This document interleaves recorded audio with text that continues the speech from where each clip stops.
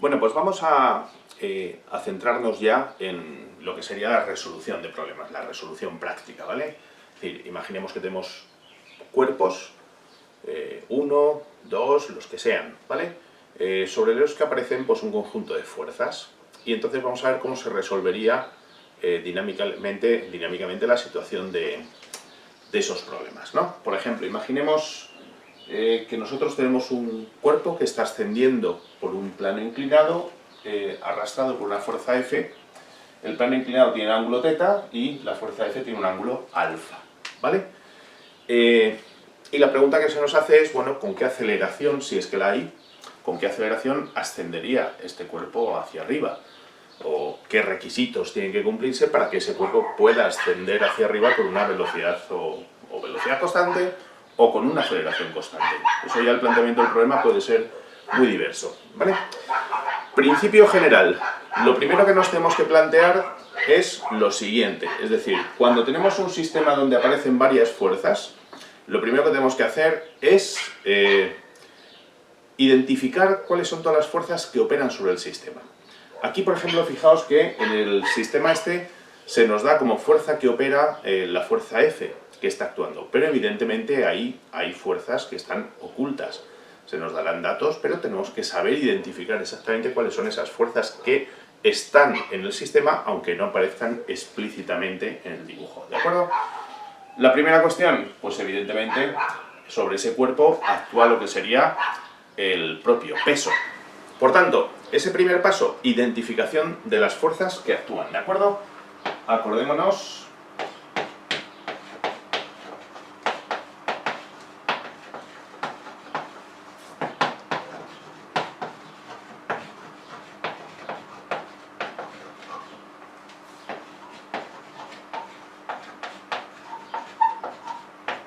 de fijarnos en detalle cuáles son las fuerzas que operan sobre el sistema.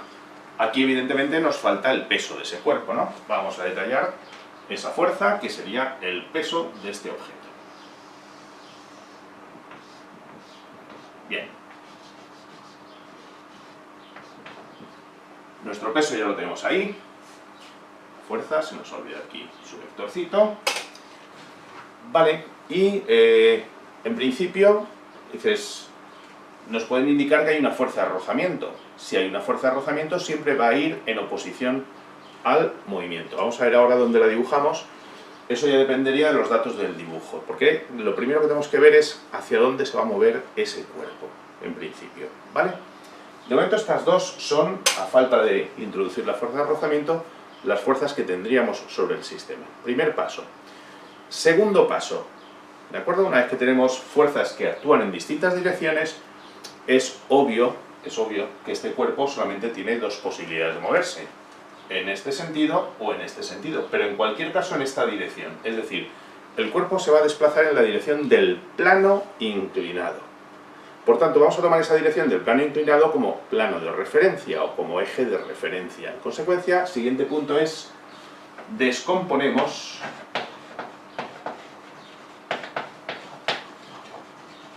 las distintas fuerzas en componentes. Y en esas componentes siempre una es en la dirección del movimiento y obviamente la otra es en la dirección perpendicular, en componentes cartesianas, ¿de acuerdo?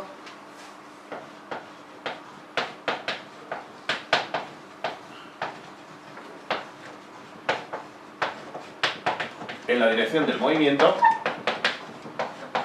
bien, por simplicidad, la dirección del movimiento vamos a elegir, vamos a llamarla X, es lo habitual, ¿no? Decimos, bueno, pues aunque sea un plano inclinado, lo llamamos X, ¿de acuerdo? Y en la dirección perpendicular,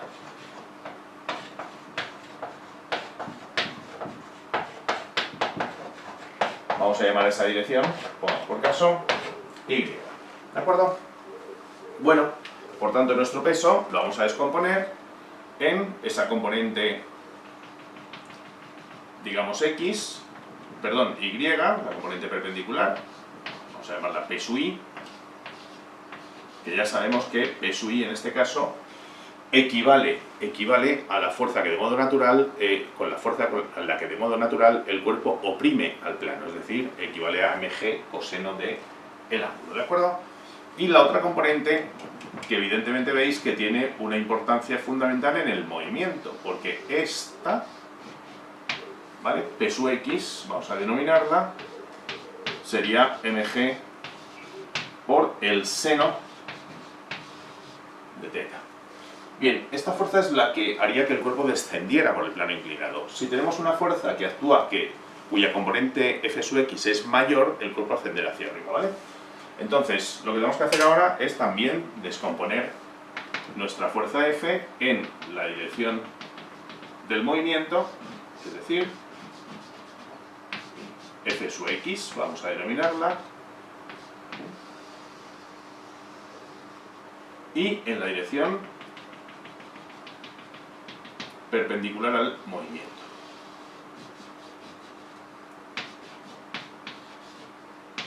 F sub. ¿Vale? Bueno, pues en principio, en ausencia de otras fuerzas, si no nos dijeran nada acerca del previsible rozamiento con el plano inclinado, esta sería la descomposición del diagrama de fuerzas. ¿Vale? Y entonces, una vez que hemos descompuesto todas estas fuerzas, tenemos que fijarnos primero en las componentes verticales a efecto de cuál es la fuerza de fricción. Acordaos lo que hemos explicado ya en numerosas ocasiones, ¿no? Es decir, la fuerza de fricción es mu por la normal. Y dado que hay una componente ascensional de fuerza F sub i, esa F sub i se resta de mg coseno del ángulo, porque en ese caso, como veis, la fuerza de opresión sobre el plano sería menor. Por tanto, esta componente afectaría, y esta otra, a lo que sería la fuerza de rozamiento, ¿de acuerdo? Es decir, lo que nos daría el valor de la fuerza de rozamiento. Pero lo que nos interesan son justamente estas dos componentes a efectos de predecir hacia dónde se va a mover el sistema. ¿De acuerdo? La fuerza de rozamiento nunca es motriz, se opone siempre al movimiento, se va a oponer siempre. Es decir, que la fuerza de rozamiento, si este cuerpo se mueve hacia arriba, la fuerza de rozamiento irá hacia abajo. Pero si el cuerpo se desplaza hacia abajo, la fuerza de rozamiento irá hacia arriba. ¿Vale? Entonces, lo primero que uno tiene que analizar cuando tenemos este diagrama, hemos hecho ya la descomposición, etcétera, etcétera, a partir de ahora es, bueno, pues comparar qué fuerza es mayor o es menor. ¿De acuerdo? Entonces, si Fx es mayor que P sub x, evidentemente el cuerpo ascenderá.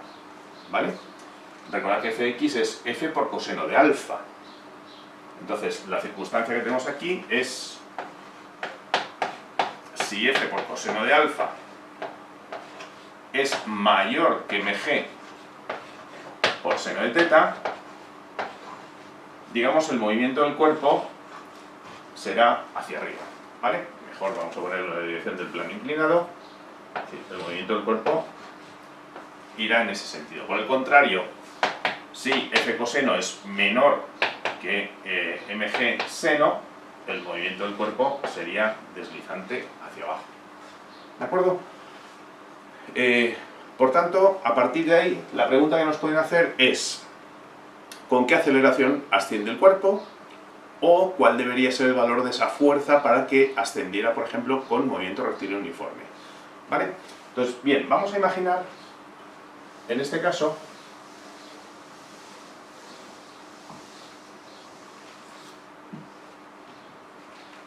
que F coseno es mayor. Si es mayor, evidentemente, en ausencia de rozamiento, eso significa que existe una aceleración. ¿De acuerdo? Y por tanto aplicaríamos en ese caso la segunda ley en la forma general. Sería el tercer paso de ese procedimiento.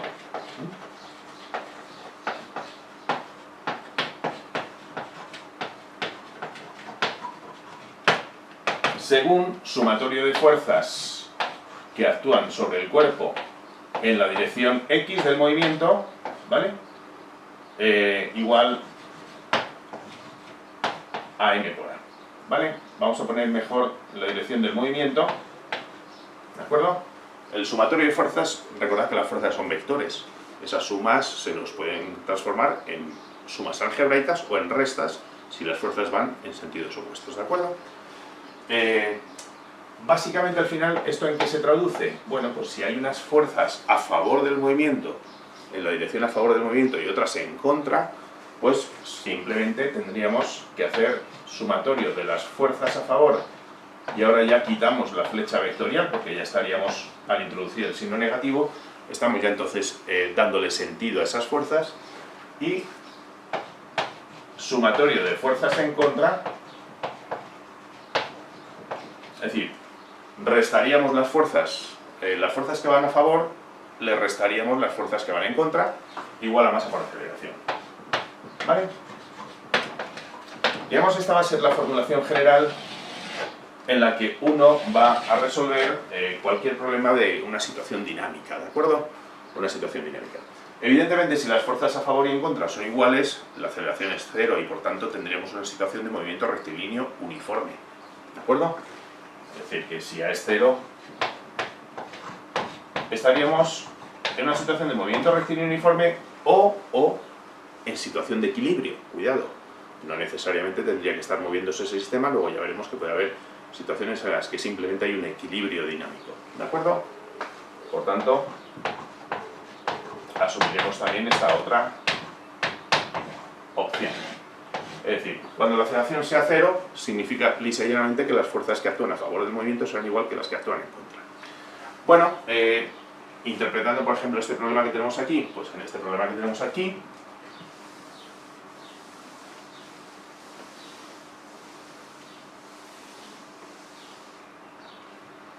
tendríamos, asumiendo que estamos en esta situación, F coseno es mayor que G seno, bueno, pues simplemente vemos que la única fuerza que actúa a favor del movimiento sería F coseno de el ángulo, alfa menos mg por el seno del ángulo teta, recordad que estamos hablando de dos ángulos que son distintos, ¿de acuerdo? Igual a m por a. Es decir, el único cuerpo que se mueve es, obviamente, este, cuya masa vamos a considerar que es m, ¿de acuerdo? Y de ahí deducimos entonces que la aceleración con la que se mueve este cuerpo, pues será F coseno de alfa menos mg seno de teta, todo ello dividido entre la masa del cuerpo. Por tanto, aquí tendríamos esta situación, ¿de acuerdo?, que nos indicaría la previsible aceleración que tendría pues, este cuerpo sometido en este, por ejemplo, este diagrama de fuerzas que tenemos ahí. ¿Vale? Bien, asumiendo esta idea de que F coseno es mayor que mg seno del ángulo teta, si aparece una fuerza de rozamiento, vamos a tratar ahora cuál sería el caso de la fuerza de rozamiento, evidentemente la fuerza de rozamiento solamente puede actuar en sentido negativo. Por tanto, la fuerza de rozamiento se restaría en este diagrama de fuerzas que nosotros tenemos ahí, ¿no? Entonces, imaginad que a partir de esta identidad que tenemos fuerzas a favor menos fuerzas en contra, vamos a resolver la situación en la que hubiese, por ejemplo, un coeficiente de rozamiento mu, ¿de acuerdo?, entre el cuerpo y el plano. Bueno, pues en ese caso, fijaos que el diagrama o la ecuación dinámica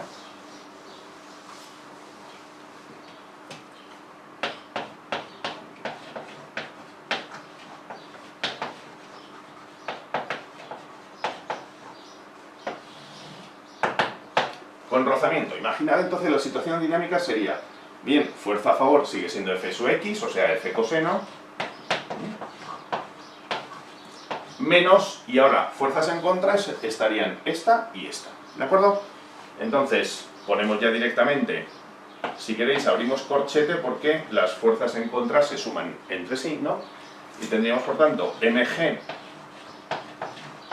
coseno de teta, que es la que teníamos, perdón, seno de teta, no he dicho nada, ¿de acuerdo? Mg seno de teta, que es la que teníamos antes en contra, y ahora aparece en contra también la fuerza de fricción.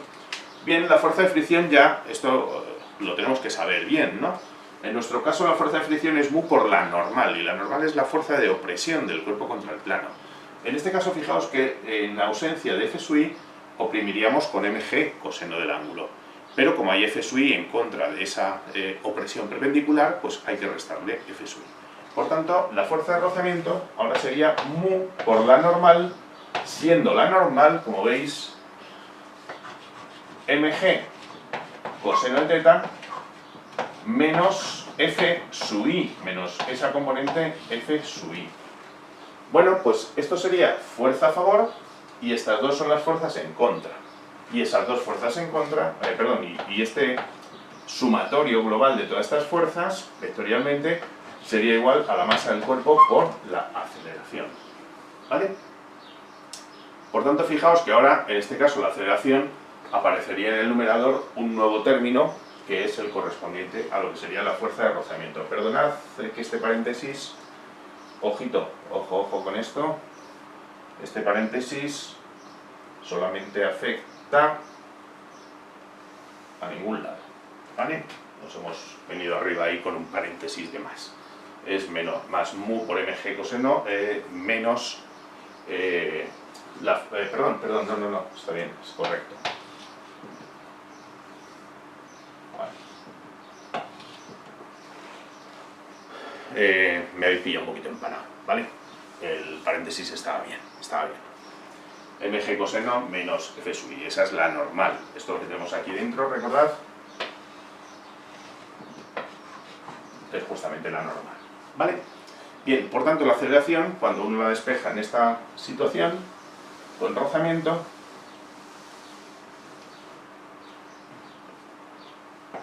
os dais cuenta que en este caso, pues despejándolo de aquí, simplemente tendríamos, vamos a extender lo que sería la expresión de dicha aceleración, será f coseno menos, y ahora mu por mg coseno de teta,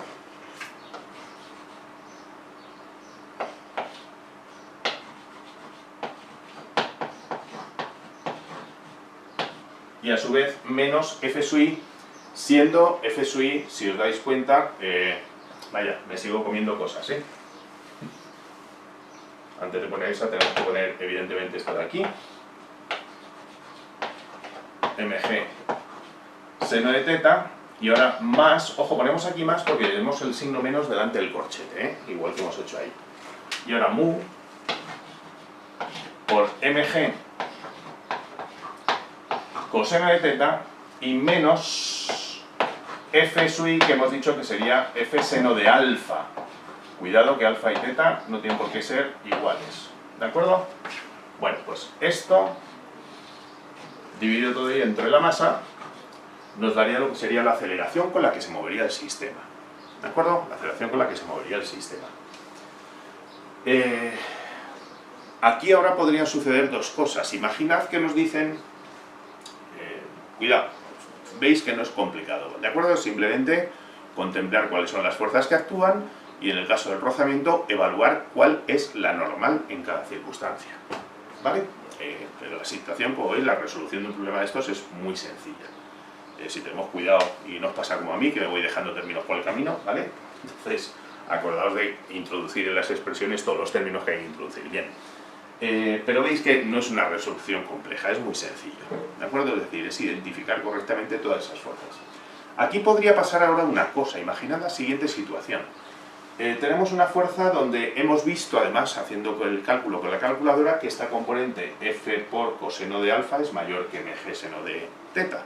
Evidentemente ese cuerpo se va a mover hacia arriba, sí o sí, ¿vale?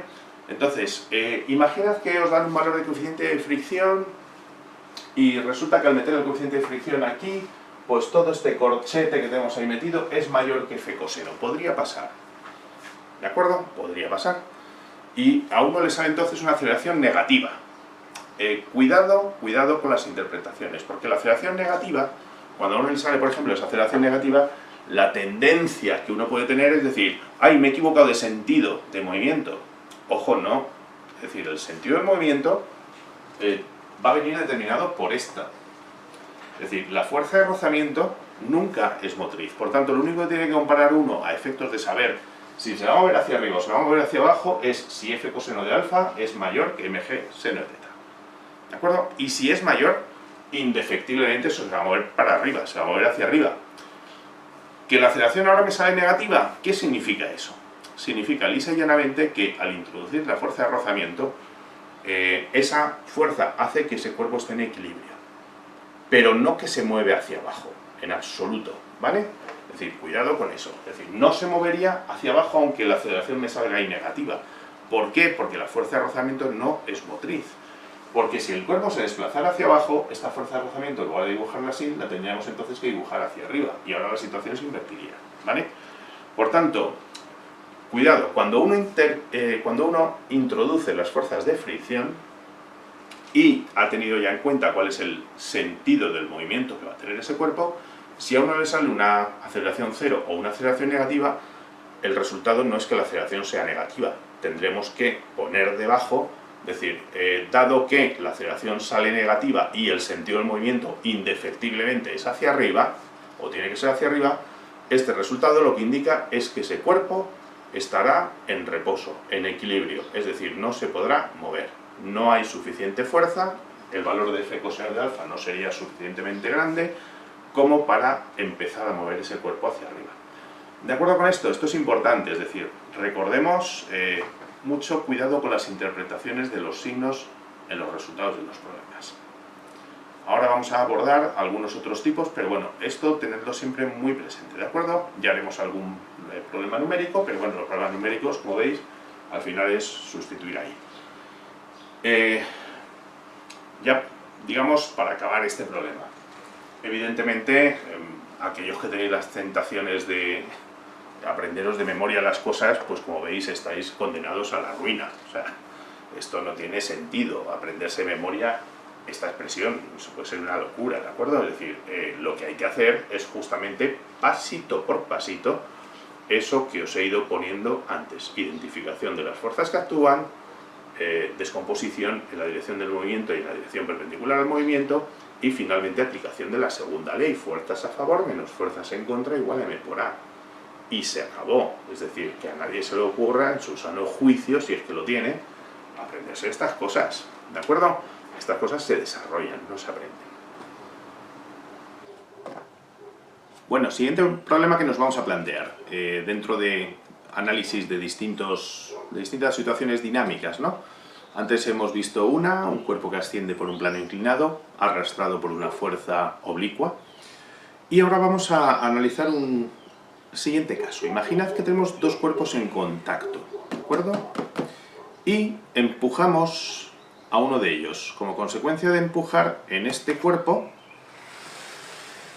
el sistema se mueve como un único bloque, ¿de acuerdo?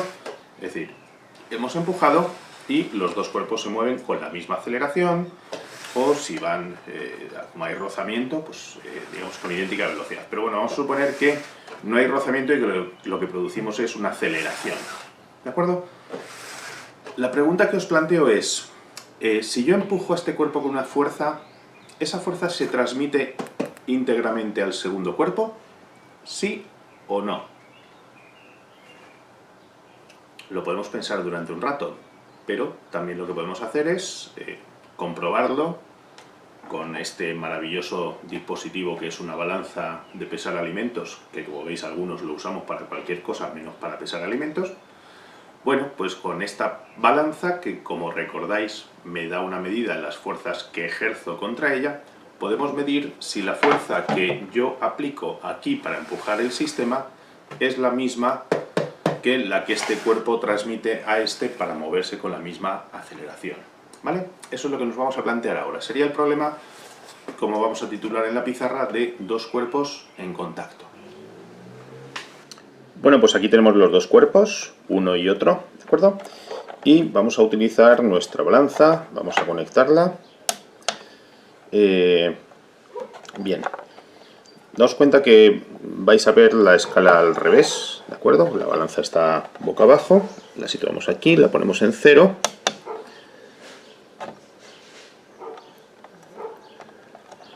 Vamos a ver si conseguimos colocarla en 0. Bueno, y si no... Vale, ahí nos vale, más o menos. Ahora empujamos y observad, lo vamos a empezar a mover 580 y pico, ¿vale? Va oscilando según lo movemos. Es decir, vemos que la escala en este caso lo que marca es una fuerza directamente sobre el primer cuerpo equivalente a haber puesto una masa de 580 y pico, ¿vale? Vamos a moverlo exactamente igual en esta situación, pero ahora lo que vamos a hacer es colocar nuestra balanza justo en contacto con el segundo cuerpo. La volvemos a poner a 0, vamos a acercarlo un poquito más para que lo veamos. Bien, la ponemos a 0 y ahora empujamos exactamente igual que antes. Y observáis que el valor es de 380, 350, etc. ¿De acuerdo? Quiere decir, como veis, la fuerza que se ejerce sobre el segundo bloque no es igual que la fuerza que se ejerce sobre el primer bloque. Por tanto, la fuerza sobre el primer bloque es mayor que la ejercida sobre el segundo. ¿De acuerdo? Bien, esta es justo la situación que estábamos planteándonos en el problemita de estas cajas que estaban en conjunto, ¿de acuerdo? Es decir, estamos empujando directamente sobre este bloque, que después este bloque empuja aquel. Y hemos visto que los dos conjuntamente se mueven exactamente pues como si fuesen un único cuerpo, ¿de acuerdo? De hecho, al ser esta la fuerza que actúa, digamos, la segunda ley nos dice que dicha fuerza, vamos a hablar ya ahora simplemente en módulos, vamos a expresarlo en módulos, no voy a poner flechas, ¿vale? Porque se va a mover evidentemente en este sentido, ¿de acuerdo? Por tanto, esta fuerza será igual a la suma de las dos masas, m más m', por la aceleración. Y por tanto, la aceleración del conjunto es inequívocamente la relación entre esa fuerza y la suma de esas dos masas. ¿De acuerdo? M y m'. Esa va a ser la aceleración con la que se mueve todo el conjunto. Por tanto, la aceleración es la misma. Ahora bien, acabamos de ver que esta fuerza no es la misma que con la que m empuja a m'. ¿De acuerdo? La razón es evidente. Es decir, esta fuerza está actuando directamente sobre m. A la hora de representar las fuerzas, es lo común y lo sensato representarlas actuando sobre el centro de masas del cuerpo, ¿de acuerdo? Por tanto, vamos a representar la fuerza que actúa sobre esta masa m, es decir, es esta que hemos dibujado, y por tanto, esta sería F directamente actuando sobre el cuerpo de masa m. Ahora bien, este cuerpo transmite a m' una fuerza ligeramente menor, ¿vale? Esa fuerza la vamos a llamar, actuando sobre su centro de masas, F', ¿vale? Y hemos visto, lo hemos comprobado, lo hemos medido, que esa fuerza es ligeramente menor. Por tanto, sobre el cuerpo de masa m', lo que actúa es una fuerza F', pero a su vez, puesto que este cuerpo, ahora tenemos que aplicar, acordaos la tercera ley, ¿no? Si este cuerpo empuja a este con una fuerza F', este le devuelve a m una fuerza igual y de signo opuesto. Por tanto, la fuerza que actuaría sobre el cuerpo de masa m también sería aquí menos F'. Es decir, que en el sistema que nosotros tenemos, fijaos que una situación tan aparentemente simple como dos cuerpos en contacto, cuidado, el análisis de las fuerzas hay que hacerlo con cierto rigor, ¿de acuerdo? Es decir, la fuerza F se aplica directamente sobre este transmite una fuerza F' a este, pero en virtud de la tercera ley, si M transmite a M' una fuerza F', pues M' transmite a su vez a M una fuerza F' igual y opuesta, ¿de acuerdo? Por tanto, al final en el análisis vemos que sobre el cuerpo de masa M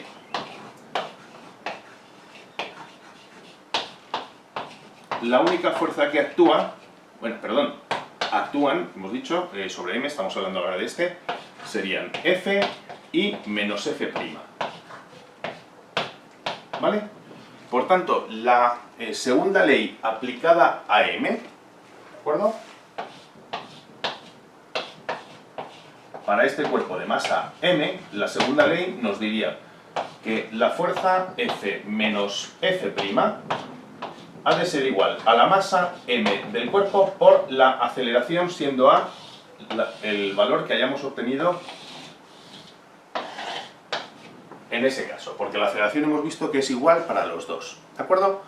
Por tanto, en este caso, esta aceleración es la misma. De ahí pues podemos deducir cuál es la fuerza F' que transmite. Ahora lo hacemos numéricamente en un caso, ¿no? Sin embargo, sobre el cuerpo de masa M',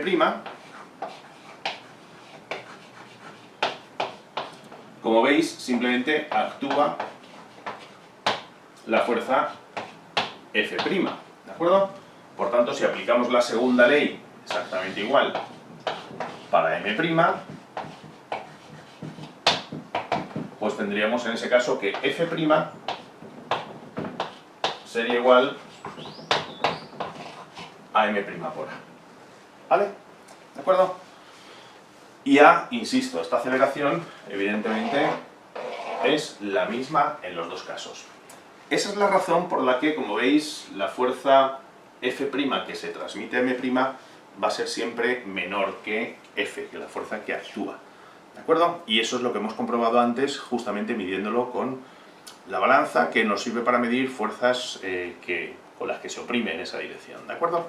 Es decir, es como un dinamómetro, funciona como un dinamómetro perfectamente. Por tanto, la balanza nos ha dado una explicación sobre cuál es la realidad del problema. La fuerza que se transmite no es la misma entre los dos, ¿de acuerdo? La que se ejerce sobre un bloque y luego la que ese bloque transmite al otro bloque son distintas, ¿vale? Si hacemos un problema, bueno, realmente no sé, si hacemos un problema numérico, un cálculo numérico, bueno, pues imaginemos que estos son 5 kilogramos, ¿vale? Que estos son 15 kilogramos, pongamos por caso, y nosotros aplicamos una fuerza F, pues vamos a suponer de 100 newtons, ¿de acuerdo? Pongamos, por ejemplo. Bien, si la fuerza F que aplicamos son 100 newtons, bueno, pues haciendo los cálculos que tenemos ahí, sería 100 entre 20, por tanto la aceleración, en este caso, 100 entre la suma de las dos masas, que sería 20 kilogramos, nos daría 5 metros partido segundo al cuadrado. ¿Vale? ¿De acuerdo? Bien, por tanto F', daos cuenta que a partir de ahí, vamos a ir borrando ya un poquito por aquí.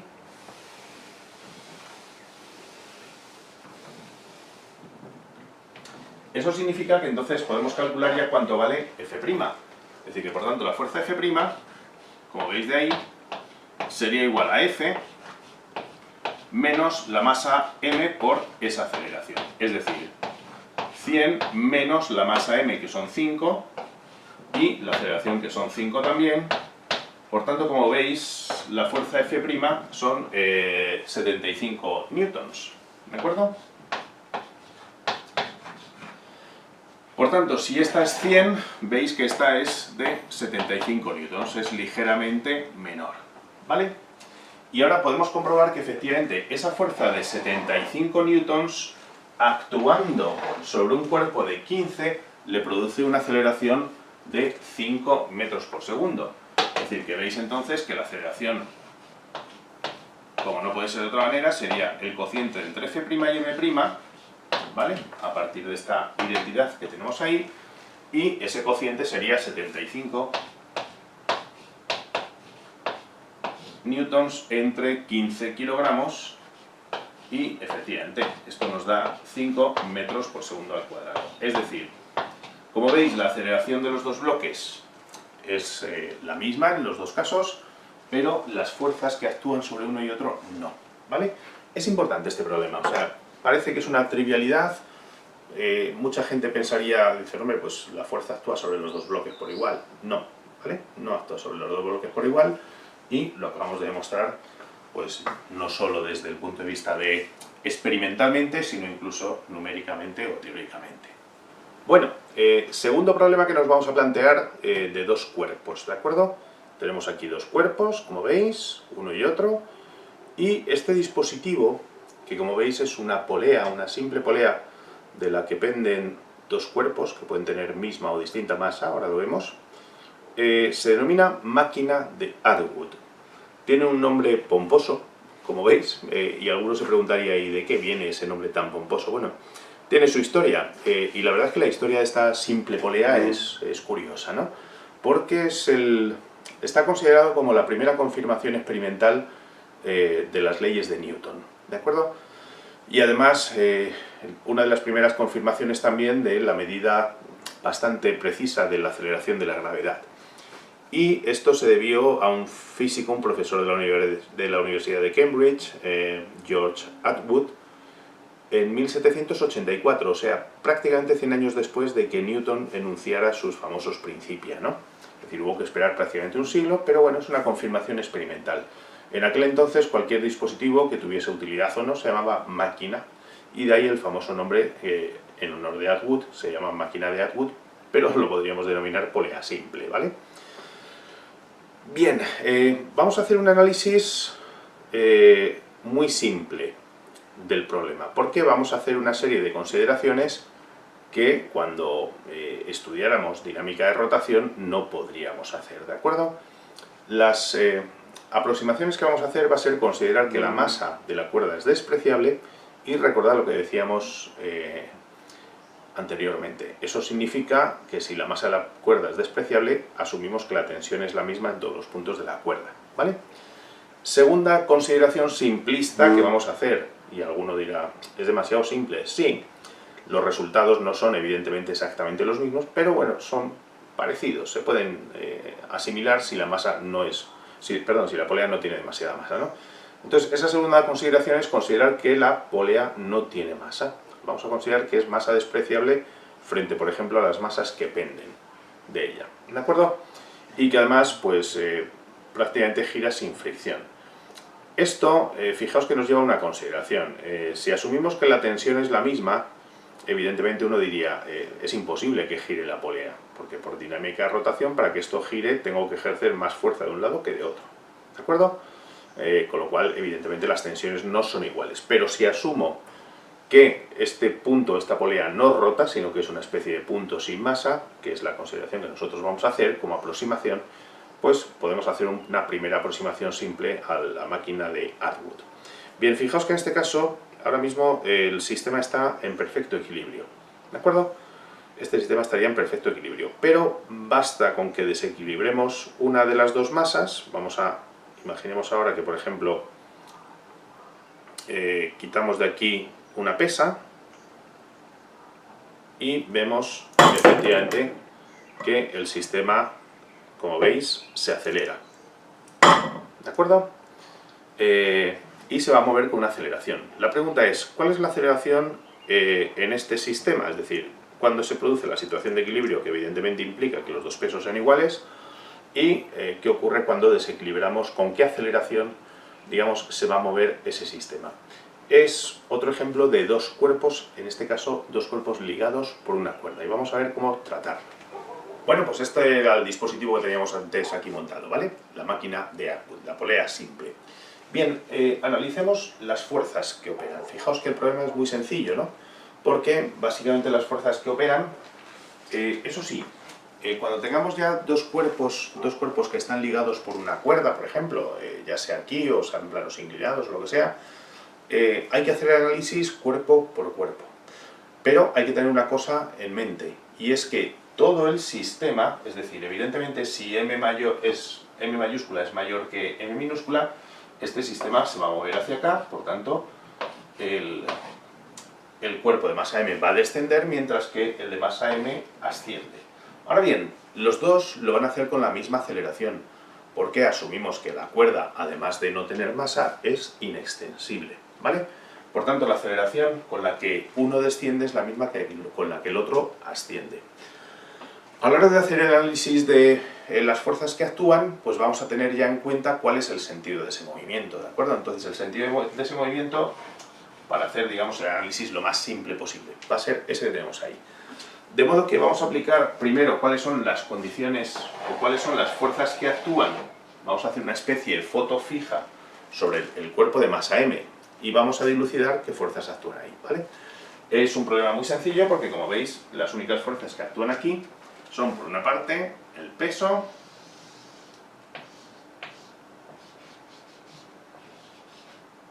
¿de acuerdo? Y en contra actúa la tensión. A la hora de hacer el dibujo tenemos que tener en cuenta que este peso tiene que ser mayor que la tensión, porque si no, no habría movimiento en descenso, ¿vale? Bien. Por tanto, sobre el cuerpo de masa M a favor del movimiento el peso, en contra del movimiento t. Si asumimos lo que hemos dicho antes a la hora de hacer el análisis, de decir, bueno, pues vamos a plantear las ecuaciones de la segunda ley en términos de fuerzas a favor del sentido del movimiento menos fuerzas en contra del sentido del movimiento igual a m por a, pues diríamos, bien, para el cuerpo de masa m, por tanto, podríamos escribir de un modo muy sencillo que su ecuación de movimiento,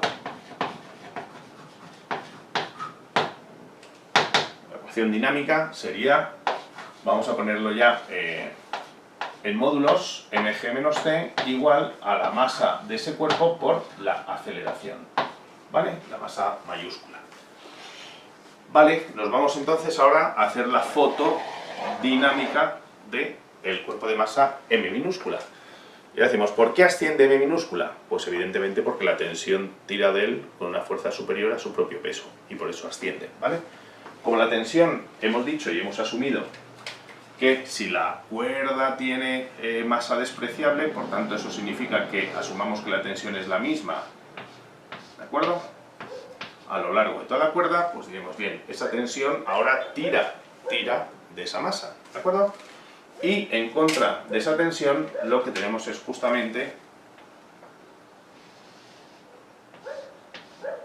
el peso mg, m minúscula, de esa masa. Por tanto, a la hora de plantear la ecuación de movimiento para m,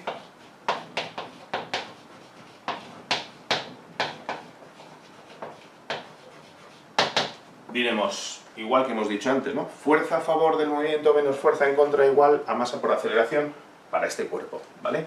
Por tanto, fuerza a favor, en este caso es la tensión la que actúa, menos m minúscula por g igual a m minúscula por a. Y a, recordad que es la misma, ¿de acuerdo? Por tanto, la ecuación dinámica del sistema, digamos que si sumamos estas ecuaciones, lo que tenemos es justamente ya la ecuación del sistema.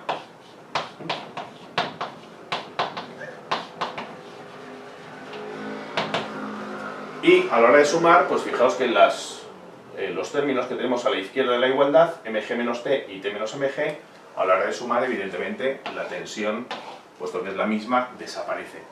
Al ser la misma en toda la cuerda, digamos, no ejerce más que un papel, en un caso de posición, en otro caso de tirar, pero finalmente el papel neto es nulo, en este caso, ¿vale?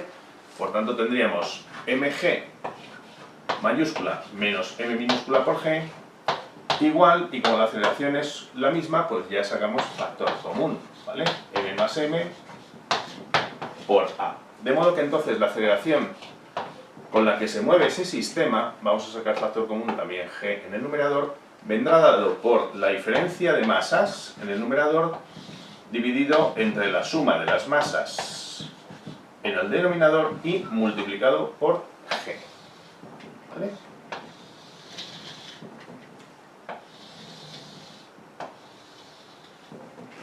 Multiplicado por g. Por tanto, fijaos, porque vamos a analizar un poquito, incluso las variantes experimentales que puede darnos este dispositivo, ¿vale?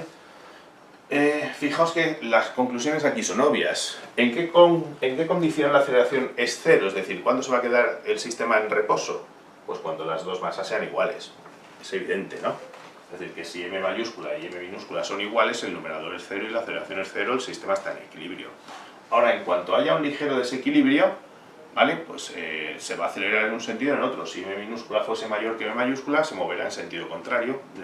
En este caso nos sale una aceleración negativa, que ahora sí, como no hay rozamiento, significaría que se mueve en sentido contrario, ¿vale?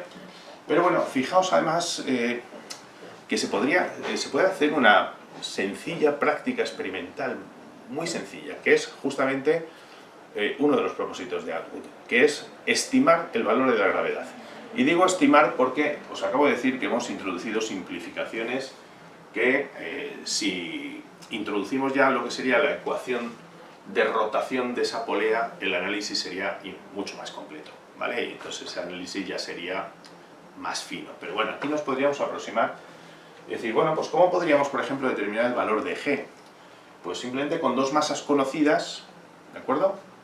Con dos masas conocidas podría medir la aceleración. ¿Cómo podemos medir la aceleración? Pues tan simple como lo que decíamos antes, si yo cojo otra vez este dispositivo y decimos, bueno, en la medida en que una desciende, la otra asciende. Por tanto, si parten del reposo, imaginemos que parten del reposo, ¿vale?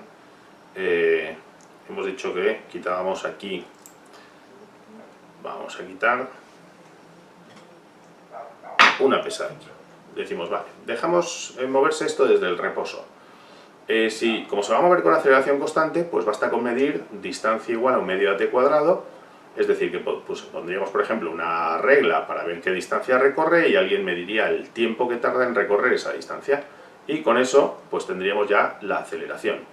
Una vez que tenemos la aceleración, de ahí podríamos despejar pues, el valor de la gravedad. ¿De acuerdo? Por tanto, como veis, es bastante sencillo el análisis, digamos, dinámico que podemos hacer de lo que llamamos esta máquina de Atwood, que como veis es un dispositivo muy elemental. Bueno, pues uno de los fundamentos de las máquinas justamente se idean para facilitarnos el trabajo, ¿vale? Para hacernos menos penosas las tareas. Entonces, por ejemplo, fijaos en este sistema que tenemos aquí, que son unas poleas múltiples. Y vamos a ver cómo la gran ventaja de estas poleas múltiples es, nos vamos a plantear la pregunta de qué masa m minúscula sería necesaria colocar ahí para equilibrar una masa mayor m mayúscula en un sistema como este. Y vamos a obtener un resultado bastante sorprendente en el sentido de, pues vamos a ver que esa masa m minúscula pues es bastante menor, ¿de acuerdo? Bien, vamos a hacer insisto, esto es un análisis totalmente simplista y que no es el real. Acordaos que estamos asumiendo cuerdas sin masa, poleas sin masa, no rotación de las poleas, etcétera, etcétera. Por tanto, es una aproximación a la realidad, ¿de acuerdo? Pero fijaos que podemos plantearnos, es decir, si quiero saber cuánto debe valer esta masa m en función de esta masa m mayúscula, pues vamos a hacer el siguiente planteamiento. Bien, si el sistema está en equilibrio, significa que el peso de esta masa es igual a la tensión de esta cuerda, ¿vale? Por tanto, nos planteamos, en primera instancia, no me cabe casi el dibujo, pero bueno, el peso es igual a esta tensión, ¿vale? Cuando el sistema está en equilibrio, evidentemente, tendríamos, por tanto, que m por g ha de ser igual en valor, en módulo, a la tensión de esta primera cuerda que tenemos ahí. Vale, ahora fijaos, esta primera cuerda es sustentada por una polea que a su vez tiene dos ramales de cuerda, ¿de acuerdo?, alrededor de dicha polea. Esta situación dinámica equivaldría a la siguiente. Imaginad que tenemos un cuerpo cuyo peso es P, por ejemplo, vamos a llamarlo P, ¿de acuerdo?, sustentado por dos cuerdas del techo. Evidentemente, si uno se plantea cuál es la tensión que soporta cada una de las cuerdas en esta situación de equilibrio, esa tensión es la mitad del peso, ¿de acuerdo? Por tanto, en este caso, la tensión de cada cuerda sería P medios. Bien, pues esa situación es esencialmente lo que tenemos aquí. Es decir, aquí tenemos ahora, aunque las dibuje un poco más grandes, son más pequeñas, es evidente, ¿de acuerdo? Pero simplemente para que podamos ver el dibujo con más detalle. Bien, fijaos que la cuerda, esta tensión que aquí sustenta, a su vez es la misma tensión que tira de la polea hacia abajo, ¿de acuerdo? De esta polea primera.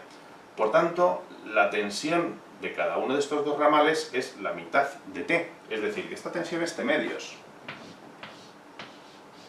Y esta, por supuesto, también. En consecuencia, ahora, esta tensión es la que se tira a su vez de esta polea hacia abajo, ¿de acuerdo?, que es T medios. Bien, por tanto, por el mismo análisis dinámico, diríamos, bueno, pues entonces ahora la tensión que tenemos aquí, ligeramente menor, será la mitad de T medios, o sea, T cuartos, en cada uno de los ramales, ¿vale? Y esta tensión es la que tira ahora de esta polea y por tanto ahora la tensión que aparece aquí y aquí sería justamente la mitad de T cuartos, o sea, T octavos. Bien, y como esta cuerda pasa por esta polea y es exactamente la misma que viene aquí, finalmente T octavos es la tensión que en este sistema de, como veis, 4 poleas, 3 móviles y una fija, aparecería, ¿de acuerdo? Tendríamos una tensión T octavos. Por tanto, la masa que equilibraría, la masa necesaria que equilibra el sistema,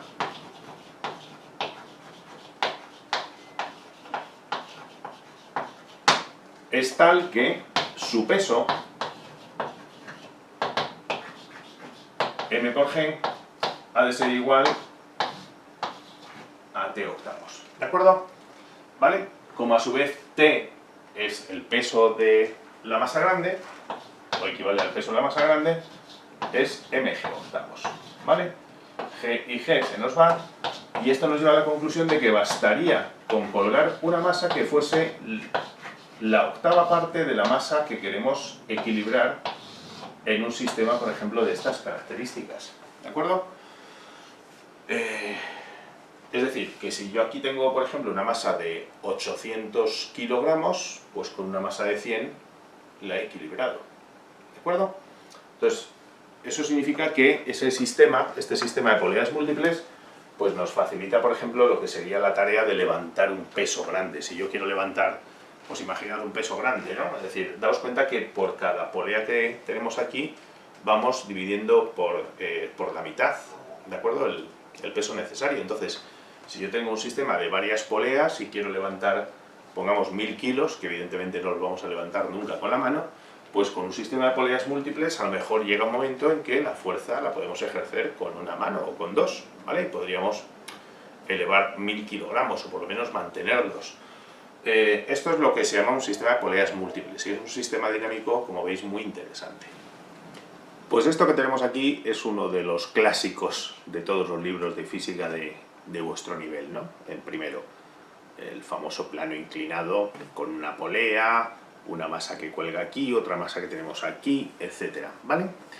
Fijaos que la situación dinámica ahora mismo, aquí tenemos un carrito que se puede desplazar tranquilamente y aquí tenemos pues una pesa, ¿de acuerdo?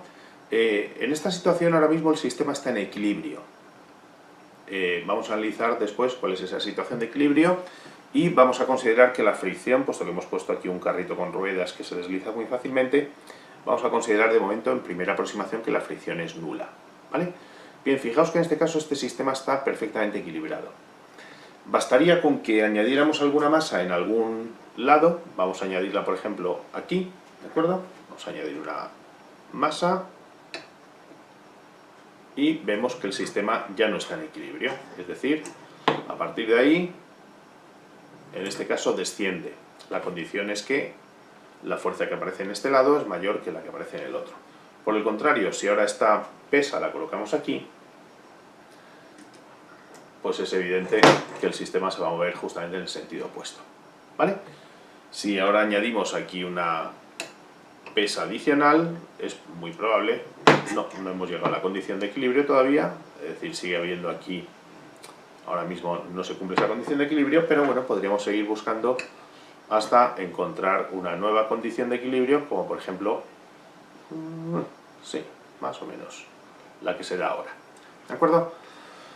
Bueno, esto es un problema clásico, entonces vamos a ver cómo se trata. Vais a ver que es un problema extraordinariamente sencillo. Se parece, tiene un símil, porque daos cuenta que esto es una polea, por tanto se parece bastante a la máquina de Atwood, ¿de acuerdo? Y bueno, pues aquí tengo el indicador de la inclinación del plano que me marca que son 25 grados. Vamos a utilizar, por ejemplo, ese valor y vamos a ver cómo se resolvería este sistema. Y vais a ver que es muy, muy sencillo. Bueno, pues esto es lo que teníamos en el experimento anterior, ¿de acuerdo? Ese plano con esos pesos. Tenemos dos masas, vamos a llamarla M minúscula y M mayúscula. Y vamos a hacer lo mismo que hacíamos en la máquina de Atwood. Cuerpo a cuerpo vamos a analizar la situación dinámica, ¿de acuerdo? Bien, en este caso, por ejemplo, fijaos que la fuerza que actuaría, vamos a considerar primero la situación inicial que hemos visto de equilibrio, ¿de acuerdo? Y cuándo se va a producir, por tanto, esa situación de equilibrio. Porque el análisis de la situación de equilibrio es el que después nos va a permitir averiguar hacia dónde se va a mover según sean los valores de las masas, ¿de acuerdo? Por tanto, esa predicción inicial de, a partir del equilibrio, saber hacia dónde se va a mover es muy importante cuando resolvamos un problema. Entonces, en la situación de equilibrio significa que la aceleración es cero, ¿de acuerdo? Entonces vamos a hacer cuerpo por cuerpo, diríamos, bien, fuerza que actúa en este sentido, a favor del movimiento en este sentido, sería el peso de la masa m minúscula, ¿de acuerdo? Mientras que en contra tendríamos la tensión. Seguimos asumiendo lo mismo que la máquina de Atwood. Masa de cuerda despreciable, masa de polea despreciable. O sea, considérese la tensión la misma en todos los puntos del hilo, ¿vale? Por tanto, esta tensión ahora es la que sostiene, por este lado, como veis, es decir, fijaos que la tensión es la fuerza de oposición al descenso de la masa m, pero sin embargo, aquí sería la fuerza que tira de la masa m mayúscula hacia arriba, ¿de acuerdo? La tensión. Bien, y en contra, aquí ya tenemos que recurrir a lo de siempre, es decir, nosotros aquí tenemos el peso de este cuerpo, ¿vale? mg. En el caso de, a la hora de descomponer este peso, pues, como veis, nos surge como fuerza, en este caso, que se opondría al ascenso, la componente mg, perdón, estoy poniendo m minúscula y es m mayúscula, ¿de acuerdo? Por tanto, m mayúscula, g por el seno del ángulo, y esto es mg. Y la otra componente que tendrá que ver, es decir, recordad que la otra componente equivale, en ausencia de otras, a la fuerza de opresión contra el plano y por tanto nos determinaría la fuerza de fricción, que sería el segundo caso que vamos a analizar, ¿vale? Entonces, en este caso, digamos, esta otra componente que tenemos aquí, que será mg por coseno del ángulo. Vale. De momento, en el análisis dinámico del sistema lo único que nos interesa son las fuerzas en la dirección del movimiento. Y daos cuenta que el movimiento aquí solamente puede ir en vertical hacia arriba o hacia abajo, ¿vale? Pero la dirección del movimiento aquí es justamente la del plano inclinado. Por tanto, solo tendremos en consideración qué fuerzas actúan, digamos, en la dirección del plano inclinado, ¿vale? En principio, la situación dinámica sería pues fuerzas a favor menos fuerzas en contra igual a m por a, la segunda ley, ¿de acuerdo? Por tanto, vamos a suponer un hipotético caso de movimiento y vamos a imaginar que ese movimiento, por ejemplo, tuviera lugar en este sentido. Y ahora vamos a ver cómo podemos predecirlo, ¿vale? Bien, si asumimos el movimiento en ese sentido, diríamos, bien, pues entonces, fuerza a favor del movimiento para este cuerpo. Acordaos, foto fija de este cuerpo y de este cuerpo. Fuerza a favor del movimiento, mg. Fuerza en contra, t, igual a m por a. Es decir, que por tanto para m tendríamos mg menos t igual a m por a. ¿Vale? Mientras que para m mayúscula, evidentemente, si el cuerpo m minúscula desciende, el cuerpo m mayúscula asciende por el plano inclinado. Por tanto, la ecuación dinámica en este caso sería t menos m mayúscula por g igual a m por a. Bien, sumando, como hemos hecho antes, igual para el sistema de la máquina de Atwood, tendríamos la ecuación dinámica del sistema, ¿de acuerdo? Por tanto, la ecuación dinámica del sistema me diría, cuidado, perdón, que acabo de meter la gamba, ¿vale? Es mg seno de teta. Gracias por avisar. ¿Vale? Igual a m por a. Lo de gracias por avisar os lo decía a vosotros, los que estáis ahí viendo el vídeo y que seguro estáis diciendo falta mg seno del ángulo. Bueno, ahí lo tenéis, ¿vale? Bien, sumamos las dos ecuaciones y tenemos la ecuación del sistema. Por tanto, tendríamos, como veis, mg menos mg seno teta igual a, como la aceleración es la misma, pues m más m por a. Es decir, que la aceleración en la que se movería, digamos, un sistema de estas características, que hemos, insisto, supuesto en este sentido el movimiento, ¿vale? vendría dado, como veis, despejando de aquí la aceleración, pues por este numerador dividido entre la suma de las dos masas. Vale, en principio, eso nos daría la aceleración con la que se movería en ese sistema. Si no hay fricción, puede ocurrir dos cosas, que esa aceleración me salga negativa o me salga positiva. Si me sale positiva, he acertado la predicción del sentido del movimiento. Que me sale negativa, e insisto, no hay fricción, vale, pues entonces simplemente tendríamos que invertir nuestra predicción. Es decir, en ese caso el sistema se movería en ese sentido, pero la aceleración sería la misma, simplemente cambiando el signo. Ahora bien, ¿cómo podemos predecir el sentido del movimiento? Pues fijaos, muy sencillo. Es decir, ¿cuál es la condición de equilibrio? Evidentemente, si os dais cuenta, la condición de equilibrio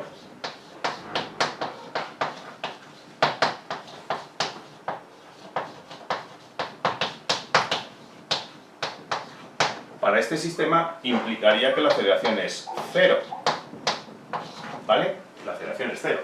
Y por tanto, todo esto que tenemos aquí a la izquierda sería igual a 0. Por tanto, la condición de equilibrio, si esto menos esto es 0, significa que m minúscula por g es igual a m mayúscula por g por el seno del ángulo. O dicho de otro modo, la condición de equilibrio es que la masa m minúscula sea igual a la masa m mayúscula por el seno del ángulo de inclinación. Digamos, esto es lo que nos daría, en este caso,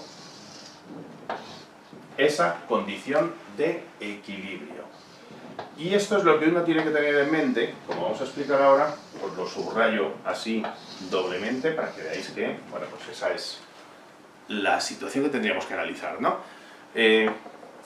O sea, imaginad, por ejemplo, que esta masa m minúscula es 5 kilogramos y que, por ejemplo, m mayúscula es 8, ¿vale? 8 kilogramos frente a 5 kilogramos.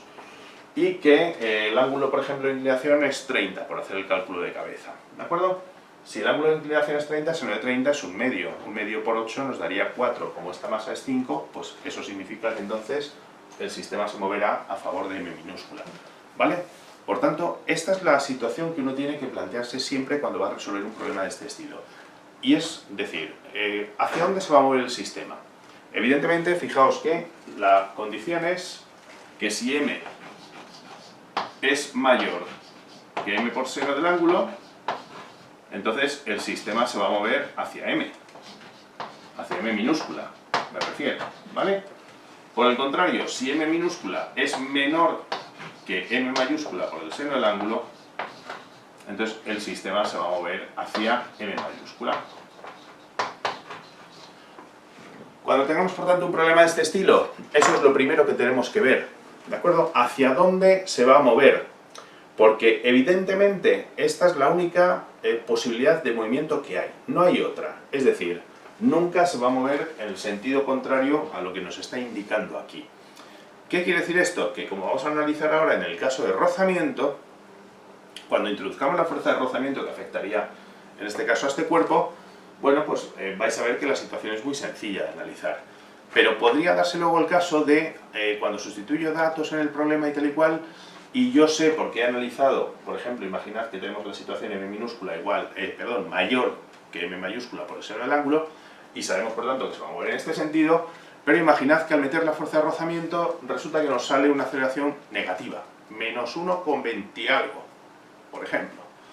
Y entonces dices, ay no, me he equivocado de sentido. No, cuidado, ahí solamente te has equivocado de sentido si no hay fricción.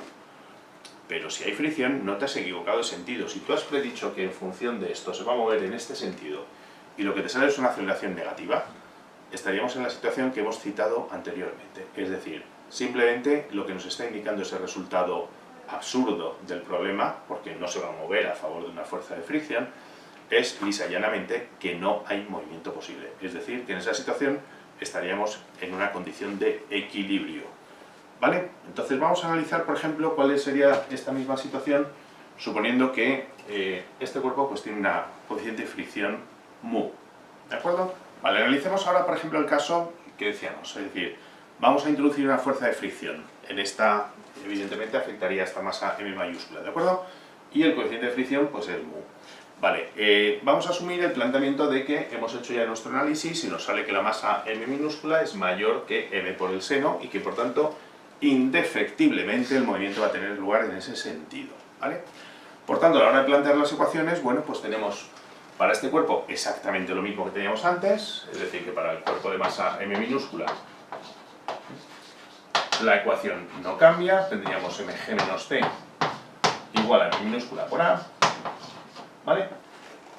Pero ahora en el caso del cuerpo M mayúscula, pues ahí tenemos que introducir, digamos, esa fuerza de fricción, ¿de acuerdo? Por tanto, vamos a introducir nuestra fuerza de fricción, fuerza de rozamiento, que recordad que es mu por la normal. Por tanto, para el cuerpo M mayúscula tendríamos fuerza a favor del movimiento T, que es la que tira del sistema, del cuerpo en este caso, menos mg seno de teta,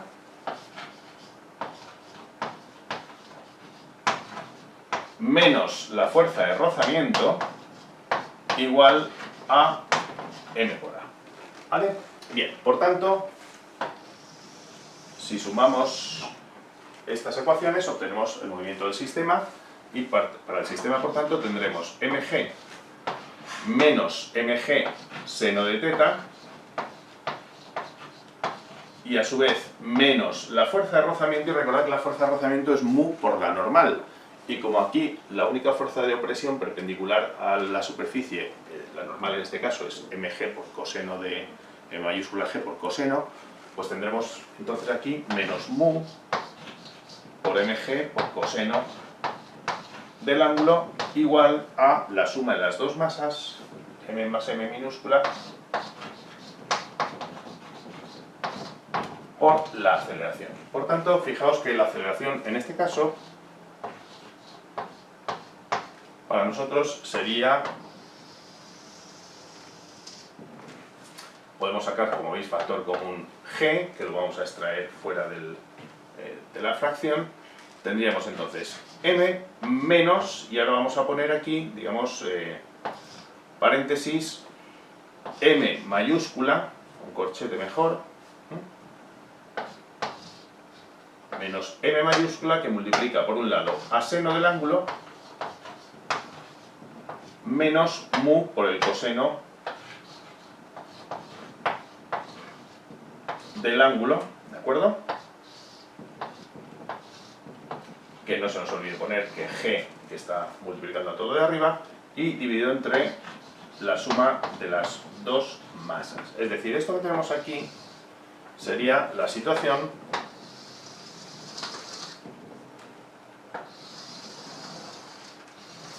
que tendríamos introduciendo el rozamiento. Observad que el rozamiento, por tanto, supone introducir este término que tenemos aquí, mu por coseno, ¿de acuerdo? Porque si eliminamos este término, pues tendríamos justamente la ecuación dinámica de un sistema sin fricción, que es el que hemos calculado antes, ¿vale? Por tanto, ahí estamos introduciendo esa parte de la fricción. Y esto es lo que os comentaba antes, es decir, a la hora de calcular, a la hora de sustituir valores, lo que os decía, es decir, daos cuenta que el sistema se va a mover en ese sentido en caso de que haya movimiento, pero no se puede mover en el otro sentido, se tendría que mover en ese porque hemos asumido esta condición, ¿vale? Y por tanto, asumiendo esa condición y sabiendo que se mueve en ese sentido, el hecho de que os salga una aceleración 0, si os sale 0 significa que está en perfecto equilibrio, pero si os sale negativa, significa que es que está en equilibrio, es decir, que no, la componente, digamos, del peso m minúscula g no es suficiente para vencer no solamente la componente peso x de la otra masa, sino también la adición de esa fuerza de fricción, ¿vale? Entonces, estad atentos porque, sobre todo a la interpretación de lo que significaría ese resultado posible negativo de una aceleración. Es decir, la predicción del sentido del movimiento es tan simple como la que hemos citado antes. Y una vez que hemos hecho esa predicción del sentido del movimiento, pues la casuística de los datos nos puede dar un valor positivo de aceleración, en cuyo caso decimos, vale, bien, aún habiendo fricción, el sistema se mueve, ¿vale? Pero podría darnos la situación de aceleración negativa, significa simple y lisa y llanamente que el sistema no se movería, es decir, que estaría en situación de equilibrio.